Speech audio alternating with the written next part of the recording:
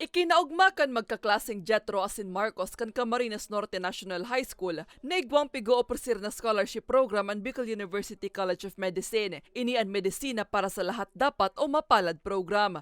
Kasuod maaginibo ang pagpapabisto kan programa sa nasabing eskwelahan. Kasabay man aginibo ang Memorandum of Agreement o MOA signing entre opisyales Bicol University College of Medicine asin pamayo kan Camarines Norte National High School. Ako po is engineer, so bale ngayon po nagdadalawang isip na rin ako kasi napakagandang offer po nito para sa amin. Dahil bukod po sa libre yung tuition tapos mapag-aaral din po kami, kakaunti na po yung requirements na kailangan. Gusto ko po talaga maging doktor, kaso nagdadalawang isip lang po kasi po iba po yung strand ko na kailangan pag ganyan po na nagdo-doktor. Siguro po kung papayagan po na yung strand ko na maging doktor, go po ako.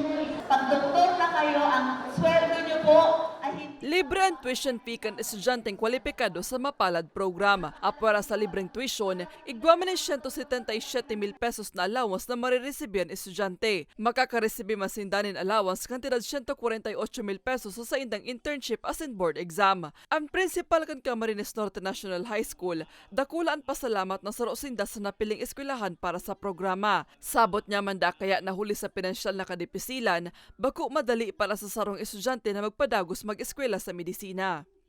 I fully support po yung programa. Ang part lang namin sa DepEd ay ma-assure na yung aming mga estudyante ay maganda yung result ng kanilang pag-aaral para ma-qualify sa programa ng mapalad. As early as now. If you Sigon sa Vice President on Academic Affairs kan Bicol University, saruan Bicol University sa duwang eskwelahan sa rehiyon na nag-uopresir ng scholarship sa medisina. Kaya laom niya ng gad na dakulaan magbalik sa programa. Kinakaipuan sa nang maipasarkan mga estudyante ang National Medical Admission Test o NMAT para makabali sinda sa mapalad programa. that excellence is not an event. It's not just a one-time experience. It's an attitude. And you're building up that attitude while you're young now will eventually help you to become excellent in the future. So, young as you are now, train your minds, train your hearts, and train your hands so that eventually you will be ready to face the future.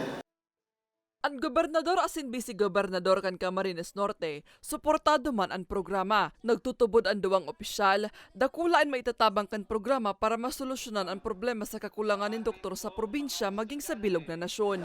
Because I fully agree with Ma'am Ofelia na kulang ang ating doktor sa lalawigan.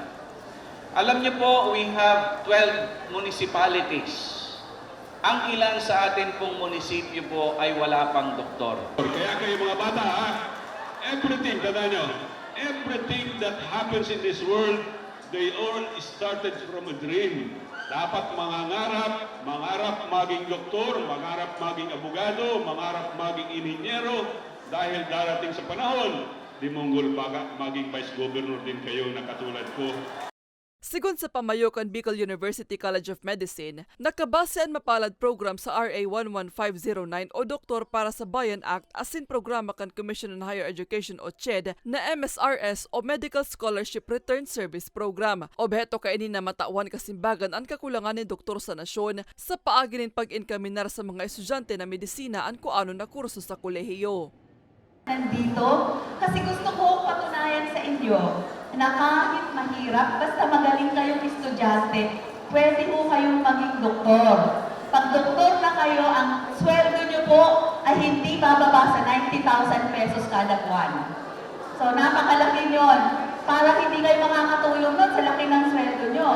Katuwang kan programa ang CHED asin maniba-ibang eskwelahan sa bilog na rehiyon. Sa ngunyan, bukas na ang BU College of Medicine sa mga aplikante kan sa indang scholarship. Kaya pag-enroll nila ho, hindi nyo kailangan magpaluwal ng pera kasi po, mayroon na kami ugnayan with CHED na hindi na ho magbibigay ng advanced tuition or deposit ang mga estudyante. Diretso na po sila makakakuha ng scholarship. Napakagandang programa nito ng gobyerno. Magigiromdoman, inot ng ginibo ang launching kan mapalad program sa Daraga National High School kan Miyerkules, Enero 25. Para sa mga baretang Tatak, Bicol, Mariel Lorenzana.